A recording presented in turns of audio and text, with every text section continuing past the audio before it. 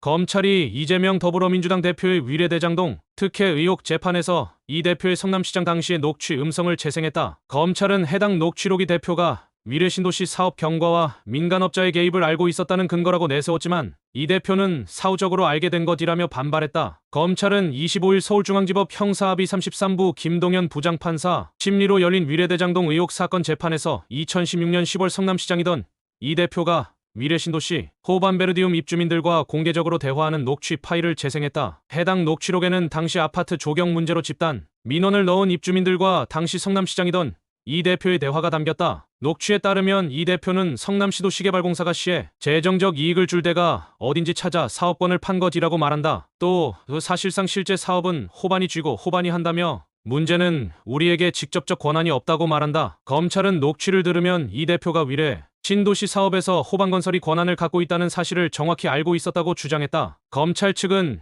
이재명은 건설사 호반이 시행지분을 확보해 시행권을 가진 사실을 정확히 알았다며 지분 관계는 대외적으로 공개된 것도 아니었다. 이런 발언을 했던 건 유동규로부터 보고받았기 때문이라고 주장했다. 위례 신도시 사업 공모지 침서에서 건설사를 배제했음에도 민간업자들이 호반건설을 끌어들였다는 것을 2013년 이 대표가 인지하고 승인했다는 공소사실이 증명된다는 게 검찰 주장이다. 검찰은 민간업자들을 당선시키기 위한 사업 공모가 시행됐고 시행권을 확보한 사정 등 위례 신도시 사업의 진행 경과에 대해 이 대표가 모두 인식하고 있었고 그 인식이 녹음에 고스란히 기록됐다고 덧붙였다. 검찰은 또 대표는 호반건설 참여 경위 등을 보고받은 사실이 없다고 부인하고 있지만 녹취상 성남시의 권리를 팔았다고 발언한다며 이 대표가 당시 대외적으로 알려지지 않았던 호반건설의 시행권 확보 사실을 정확히 알았던 것이라고 했다. 또 이 대표 주장처럼 그전까지 이런 사실을 몰랐다가 2016년 10월경 주민들과의 면담에서 이를 알게 됐다면 공모지 침서 위반 등으로 유동규 강하게 문책하거나 확인했어야 할 일이라고 강조했다. 반면 이 대표 측은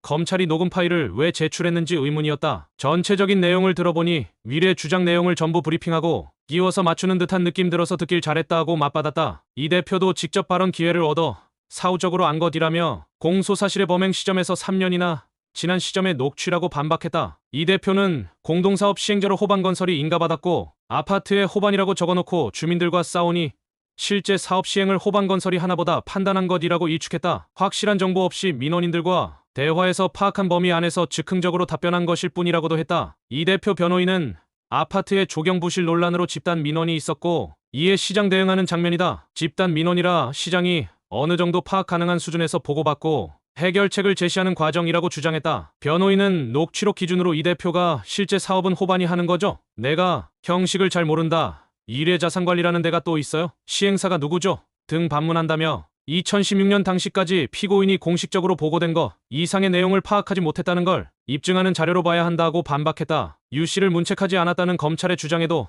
명확한 허위 사실이다. 유 씨가 공사에 재입사한 것은 2014년 7월로 녹취는 2016년이라고 했다. 이에 검찰은 왜 이렇게 변호인들이 예민하게 반응하는지 의아하다며 피고인 측은 재판 초기부터 공사에서 독자적으로 사업했다며 공사 측에 전가하는 주장을 했지만 우리가 판 거지 공사는 시를 대신해서라는 발언이 정확히 나온다고 반박했다. 양측은 이날 녹취 파일 재생을 앞두고도 신경전을 벌였다. 이 대표 측은 이날 법정에서 녹취록 재생 사실이 사전 보도된 것을 두고 언론 플레이라고 주장했다. 검찰은 이미 지난 22일 공판에서 공개적으로 정해진 일로 피고인 측에서 재생하자고 먼저 제안했단 것이라고 했다.